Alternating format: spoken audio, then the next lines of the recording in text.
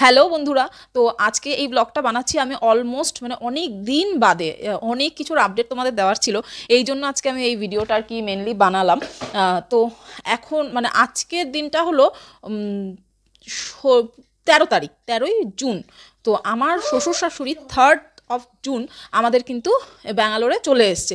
তো সেই ভিডিওসগুলো কিন্তু ওরা যে এসছে বা এই 10 দিনের আপডেট, এগুলো আমি কিছুই আপলোড দিতে পারিনি এবং তার একটা মানে যথাযথ কারণও ছিল। ওরা যেদিন এলো রাত্রি 10:30 নাগাদ ওরা জাস্ট ঢুকেছে। তো তার আগে 8টা নাগাদ আমি আমার মোবাইলটা হঠাৎ করেই আর কি ডিসকভার করি যে মোবাইলটা অন হচ্ছে না। মানে যেমন হয় যে কাজ বাজ সেরে টিনটিনকে খাওয়া দাওয়া করিয়ে আমি এসেছি মোবাইলটা একটু দেখবো বলে। তো তারপরে দেখলাম মোবাইল আর অন হচ্ছে না। সুইচ অফ করতে গেছি যে হয় নাকি দেখি, তো সেটাও কিন্তু হলো না। তো অনেক চার্জ দিলাম যে হয়তো চার্জ শেষ, টিনটিন জেগে আছে। তো যাই হোক, দাঁড়া, ধরবি না, হ্যাঁ এখানে বস চুপ করে। হ্যাঁ বল বল বল। তারপরে যেটা ডিসকভার করি যে মোবাইলটা একেবারেই চলছে না এবং পরের দিন এসবও তখন স্যামসাংয়ের যে সেন্টার আছে, সার্ভিস সেন্টার, সেখানে নিয়ে গেল। তো ওরা বললো দেখে, টিনটিন ধরো না কিন্তু, তো ওরা দেখে বলল যে মোবাইলের ভেতরে, এদিকে আসো মাম্মা এদিকে আসো, ওই যে কার বাবা ওই ঘরে রয়েছে কিন্তু, তো মোবাইলের ভেতরে জল ঢুকেছে আর তেল ঢুকেছে। তেল মশলা কেন ঢুকেছে এটা আমার মাথায় আসছিল না। এইসব এসে বলছে যে তেল আর জল ঢুকেছে। তো জল ঢুকেছে কেন সেটা আমি জানতাম আগের সপ্তাহেই, মানে 3-4 দিন আগে টিনটিন আমার মোবাইলটাকে নিচে রেখে তার উপরে টয়লেট করে দিয়েছিল। তো সেইটা একটা কারণ ছিল। আগেরবার আমি আমার ব্লগে দেখবে তোমরা যে আগেরবারই আমি মোবাইলটা জাস্ট কিনেছি। আর মোবাইল বা এই জিনিসগুলোতে বেশি টাকা খরচা করা এবং বছরে বছরে খরচা করা, এগুলো আমার একেবারেই পছন্দ না। কিন্তু তবুও এবার 1 বছর হতে না হতেই মোবাইলটা খারাপ হয়ে গেল।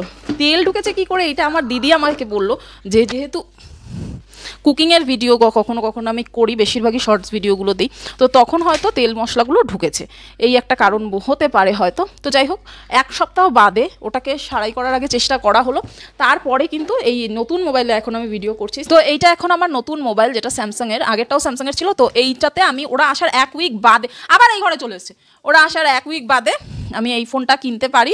আর তারপর থেকে আবার ভিডিও, এবার তার মাঝখানে কিন্তু আমরা চলে গিয়েছিলাম এখানে পঞ্চলিঙ্গেশ্বরা টেম্পেলে গেছি, সেইগুলো আর আমি এই জন্য ভিডিও করিনি, কারণ ওই একটা বাজে মার্কা মোবাইল ছিল অনেক আগে, তো সেটাতে ভিডিও কোয়ালিটিও খুব একটা ভালো আসতো না।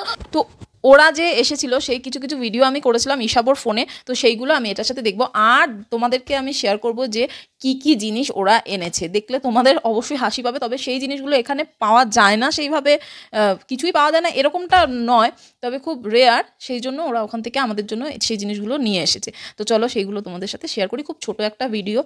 আরও একটা আপডেট দিচ্ছি, আমার এই সপ্তাহে পরপর ভিডিওসগুলো অবশ্যই তোমরা একটু দেখো। আমরা যাচ্ছি মাইসোরে। আগেরবার আমরা মাইসোরে গিয়েছিলাম তখন আমার ডেঙ্গু হয়ে গেছিলো পুজোর ওই নাগাদি আর কি। তো ডেঙ্গু হয়ে গেছিলো এবং ফিরে এসেছিলাম, যার জন্য আমরা যেতে পারিনি, পুরো ট্রিপটা কমপ্লিট করতে পারিনি। তো এবার যাচ্ছি, অবশ্যই ভিডিওগুলো কিন্তু তোমরা দেখো। তো দেখে নাও সেই দিনের ভিডিও যেদিন বাবা মামনি আমাদের বাড়িতে এসেছিল। বাবা মামনির ফ্লাইট ছিল বিকেলবেলায়, ওরা আস্তে আস্তে আমাদের বাড়িতে পৌঁছে গেল অলমোস্ট দেখো 10:30। তো আমি রাতের রান্নাটা আলাদা করে রেখেছিলাম, আর এখানে ওরা এসে চেঞ্জ না করেই আমাদের জন্য এত জিনিস নিয়ে এসেছিলো। তো বার করতে করতে কিন্তু 11:30 বেজে গেছে। তো এতগুলো জিনিস, আর ঈশাবোর না ফোনের স্টোরেজটা খুবই কম, তো সব জিনিসগুলো ভিডিও করা সম্ভব হয়নি। আমার মোবাইলটা যদি থাকতো আমি অবশ্যই সুন্দর করে ভিডিওটা করতাম, তবে এখানে কিছু কিছু চেষ্টা করেছি আমি ভিডিওগুলো করার জন্য। তো দেখো বার করে দিয়েছে টিনটিনকে কতগুলো চকলেট, 1 ব্যাগ, আর তার সাথে আরও চকলেট। এগুলো কিন্তু আমার কপালেই জোটে, কারণ টিনটিন এত মিষ্টি খায় না, দেওয়া উচিত না, ওকে দিলে তো খেয়েই নেবে।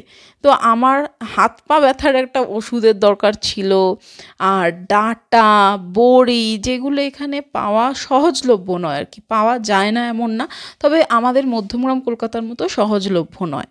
ওখানকার চানাচুরগুলো আমাদের খুব ভালো লাগে, যেটা কিন্তু ব্যাঙ্গালোরের চানাচুর আমার অতটা ভালো লাগে না।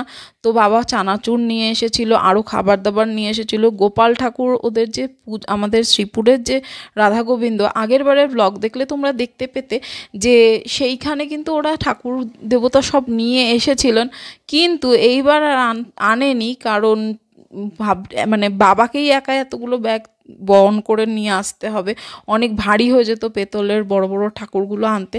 তো এইবার এই জন্য বাবা আর ক্যারি করেনি, তাদেরকে একজনের বাড়িতে রেখে এসছে, সেখানেই যাতে তাদেরকে পুজো করা হয়। এই দেখো লাড্ডু, আমি মিষ্টি খেতে ভালোবাসি জন্য প্রচুর ধরনের মিষ্টি এনেছে, ক্ষীর কদম এনেছে, লাড্ডু এনেছে, তারপরে ক্ষীরের যে ডাব্বা থাকে ওগুলো এনেছে ভীষণ ভালো। আর হিসেবে আম খেতে ভালোবাসার জন্য এই যে এতগুলো আম নিয়ে এসেছে।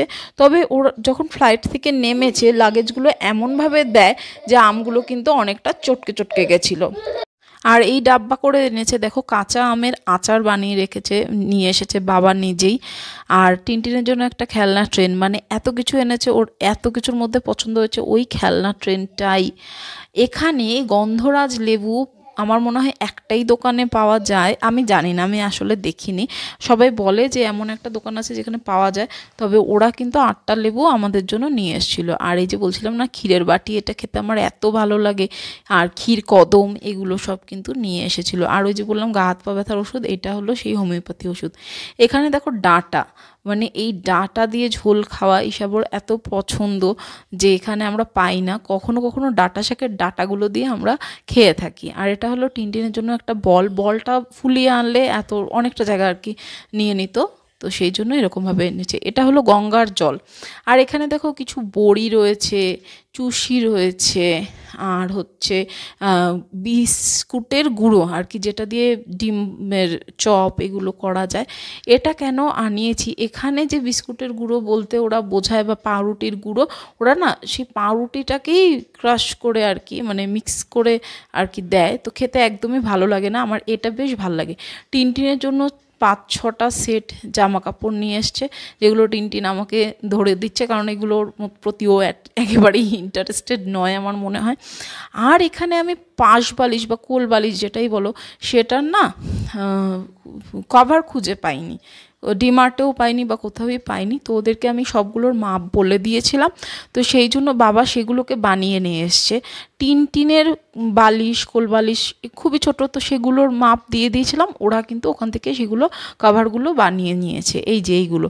আর আমাদের বড় কোল বালিশের বাবা মামনির জন্য যে ছোট ছোট কোল বালিশগুলো কিনেছিলাম, সেগুলোর সবগুলোর পাশ বালিশের কভারই কিন্তু ওরা বানিয়ে নিয়েছে।